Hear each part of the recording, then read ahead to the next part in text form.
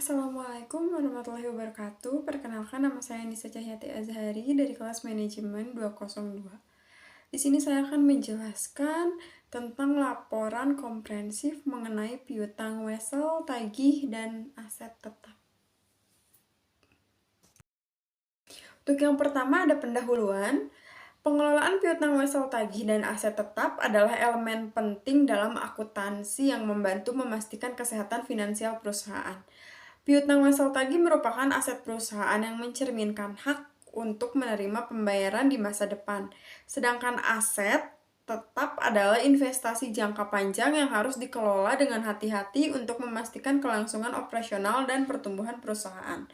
Selanjutnya ada tujuan dan garis besar isi laporan. Tujuan dari laporan ini dibagi menjadi 3. Yang pertama, memberikan pemahaman teoritis mengenai piutang wesel dan aset tetap. Yang kedua, menganalisis kasus praktis terkait kedua topik ini. Dan yang ketiga, ada menyimulasikan pencatatan akuntansi yang relevan.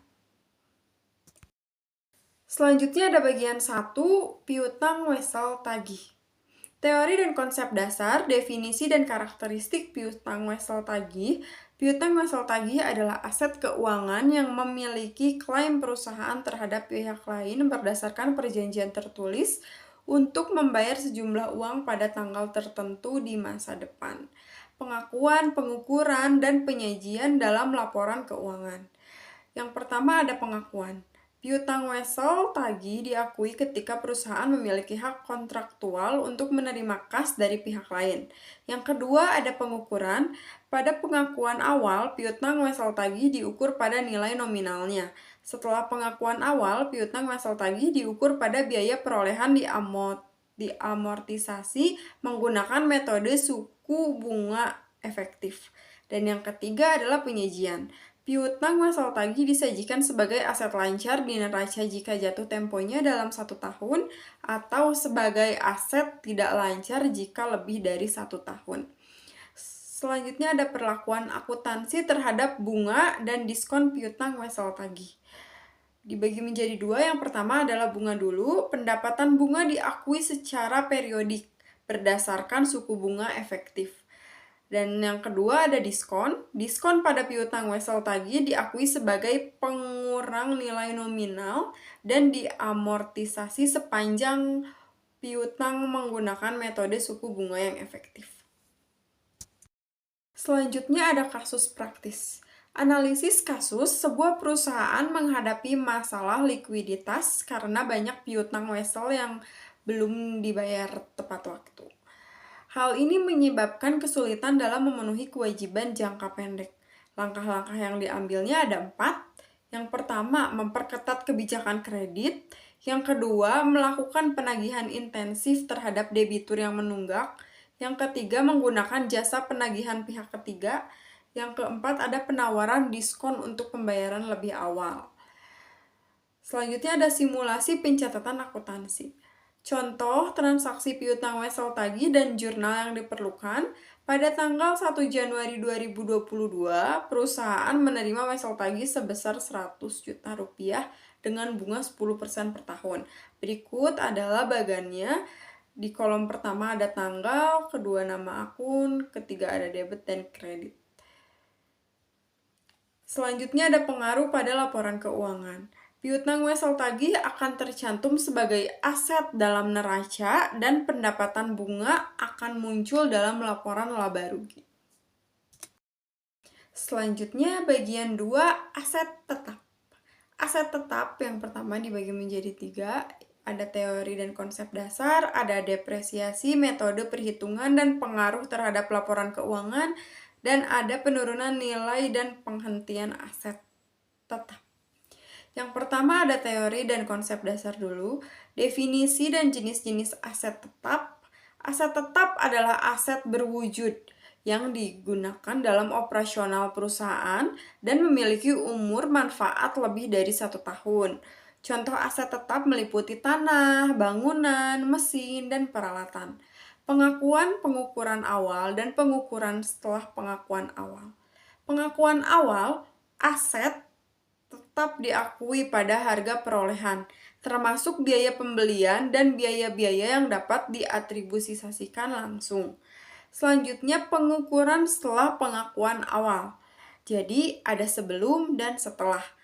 Kalau misalnya setelah, aset tetap dapat diukur menggunakan model biaya atau harga peroleh dikurangi akumulasi penyusutan dan penurunan nilai atau model. Nah, selanjutnya ada depresiasi, metode perhitungan dan pengaruh terhadap laporan keuangan. Metode depresiasi adalah metode garis lurus saldo menurun ganda dan jumlah angka tahun. Perhitungan depresiasi dihitung berdasarkan metode yang dipilih dan umur manfaat aset. Lalu pengaruh terhadap laporan keuangannya adalah beban depresiasi diakui dalam laporan laba rugi dan mengurangi nilai buku aset tetap. Selanjutnya adalah penurunan nilai dan pengertian aset tetap. Penurunan nilai aset tetap diuji untuk menurunan nilai ketika ada indikasi bahwa nilai tercatat mungkin tidak dapat dipulihkan. Penghentian aset tetap diakui ketika aset tersebut dijual atau tidak lagi memberikan manfaat ekonomi di masa depan. Selanjutnya ada kasus praktisnya. Kasus praktis, sebuah perusahaan mengelola aset tetap yang besar dan menghadapi tantangan dalam pemeliharaan serta penggantian aset yang sudah usang. Tantangan dan solusinya adalah untuk tantangannya penurunan efisiensi operasional dan meningkatkan biaya pemeliharaan.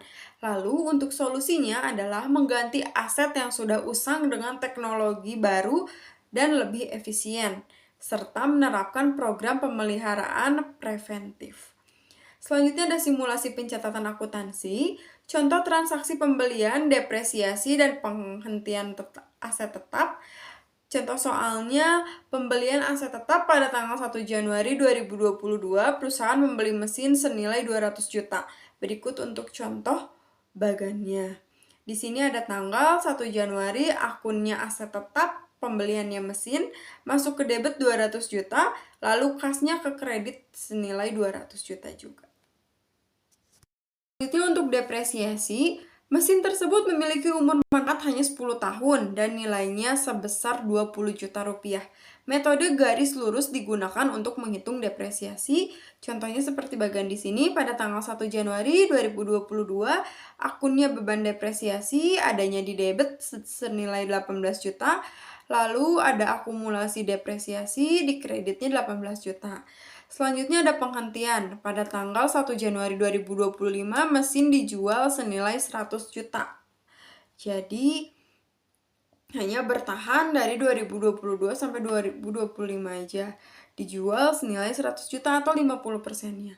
Pada tanggal 1 Januari 2022, akunnya kas, masuk ke debit 100 juta, akumulasinya 54 juta, masuk ke debit juga, aset tetap mesinnya masuk ke kredit 200 juta, lalu keuntungan penjualan aset tetapnya masuk ke kredit di 46 juta.